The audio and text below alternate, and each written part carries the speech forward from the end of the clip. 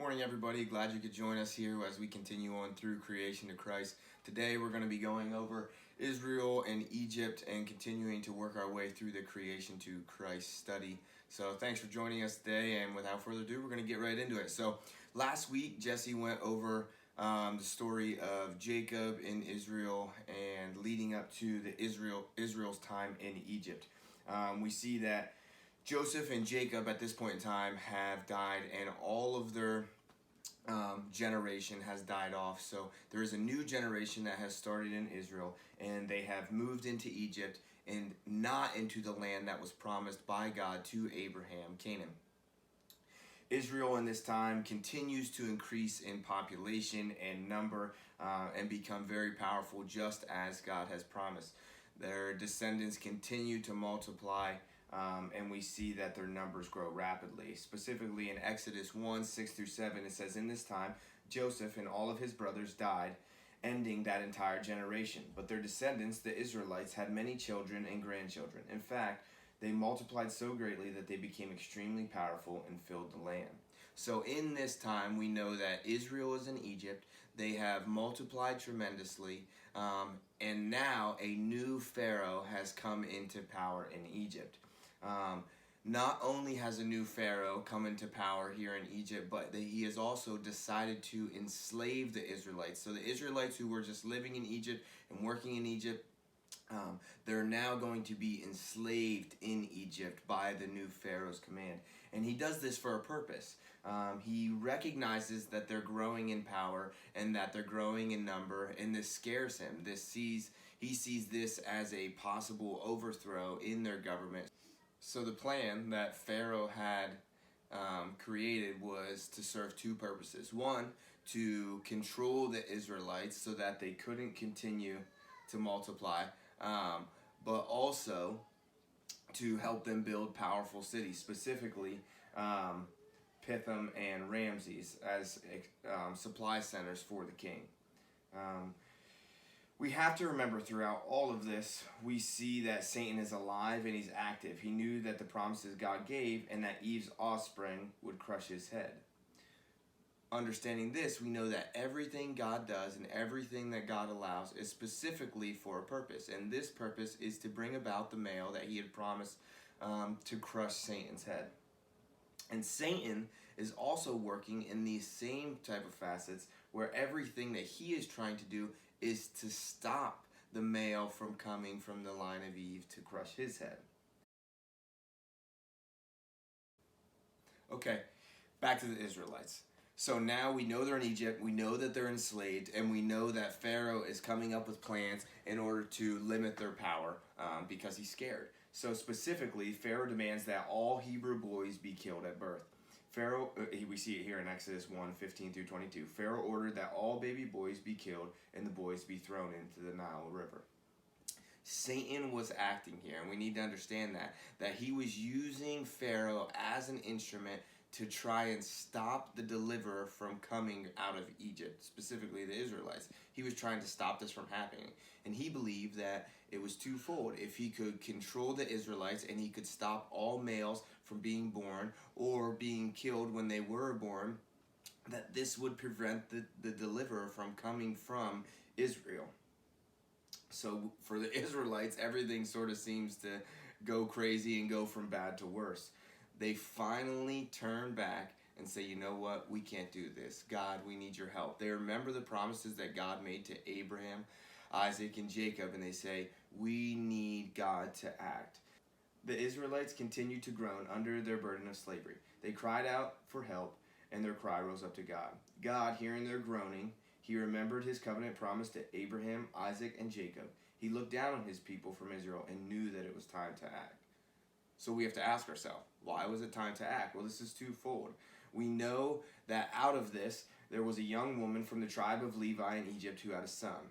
She didn't want him to be thrown into the Nile River, so she decided to save him. She hid him for 3 months before deciding to build a basket and push him down the Nile River, hoping that someone would find him. Specifically, Pharaoh's daughter. When she found the basket while bathing in the river, she immediately adopted the baby and named him Moses. So we see Satan at work and his influence that he has over Pharaoh, but then we also see God at work in the influence that he has over Moses' mother and the influence that he has over Pharaoh's daughter, specifically putting Moses in a position or setting him up to be in a position of power inside of Egypt. God used Pharaoh's daughter to protect Moses, and God planned to use Moses to deliver the Israelites from slavery. So just as in Joseph's life, if we remember, we see God working through a very painful and difficult situation in order to fulfill his promises. Joseph was sent ahead of his family, and Moses is going to be sent ahead of the Israelites to prepare a way and to save the people. So we can remember one thing throughout all of this so far, that God is greater than Satan, everyone and everything. Nothing can stop him from doing whatever he plans. So if he has a plan to deliver the Israelites and to bring about the deliverer through them, then he's going to do that. No Pharaoh is going to stand in the way. He's not going to be stopped because of an idea that a Pharaoh had to kill all the males in Israel. And it doesn't matter. God is going to make a way in order to fulfill his promise every time. So Moses continues to grow up in Pharaoh's household, and we see that when he reaches manhood, he knows that he's an Israelite. The Israelites were still in captivity, and on one occasion specifically, and this is important to the story of Moses because it sort of changes the context of who we see Moses as. Moses is going through the city, and he sees a slave driver beating one of the Israelites. So Moses is incredibly distraught. He's very upset. He rushes over to help the Israelite, and in the process ends up killing the Egyptian. Immediately Pharaoh hears about this, and he wants to kill Moses. So Moses, without hesitation, flees and goes to a remote place called Midian, which is current day Western Saudi Arabia. So, if we can think about this, okay, Moses has grown up. He's now a man. He was destined to help the Israelites and free them out of Egypt. And at this point in time in his life, no Israelites were freed. There wasn't really an impact that Moses has made besides the fact that he took the life of an Egyptian man trying to protect one Israelite. So no one was freed from slavery at this point in time. And this is important. This is incredibly important because even Moses, in his high position, wasn't able to free any Israelites on his own. So much so that he had to flee the position that he had in Pharaoh's household. And understanding this, we see that we have to trust in God. Even if God has a specific plan for us and puts us in a position that we can have a great influence on people, we still have to trust in the process that God has. So what is God trying to teach us? And I think that we can see that twofold. Just like the Israelites, we have wandered away from the promises that God has for us and the land that God has for us. We need to understand that we live in a time where we need to trust God. Just like the Israelites needed to trust God in their time, we also need to continue to trust God. We need to understand that we are slaves in sin in a foreign land, right? This isn't our land. As Christians, as believers in Christ, we know that our home is with Christ in heaven. And the place that we currently are in is just temporary. And yes, it is sin-filled, and we live in sin. So we need to understand that, and we need to fight against it daily. The third thing here, we keep trying to break free, but there's nothing we can do to free ourselves. So just like the Israelites, when they needed to realize that there was nothing they could do, and they needed to call out to God and cry out for his help, we need to do that same thing on a daily basis. As we continue to cry out for God, we will continue to receive his help. We will die in slavery to our master if we do not admit our inability and cry out to God, right? So just like I said, we need to continue to cry out. We need to continue to pray to God on a daily basis to give us strength, to rescue us from sin, to guide us in a manner that is going to be honoring and glorifying to him. We have to continue to trust the deliverer that God is going to miraculously send in. So this is a past tense and present tense. We trust in what Christ did on the cross, and we also trust in the fact that God is going to prepare a place for us so that when we die, we do live in eternity with Christ. Beyond that, we can learn that God is true to keep his word. He will keep every promise that he's ever made. To Abraham, to Isaac, to Jacob, to you, and to me, He's going to fulfill every single promise that he has ever made, and we can trust in that. God is active, even in an apparent 430 years of silence, and he's planning for the redemption of his people. So I'm sure there was this feeling in the Israelites that they're living this life and they're not hearing from God and they're not seeing God work. And at times I'm sure we feel the same way.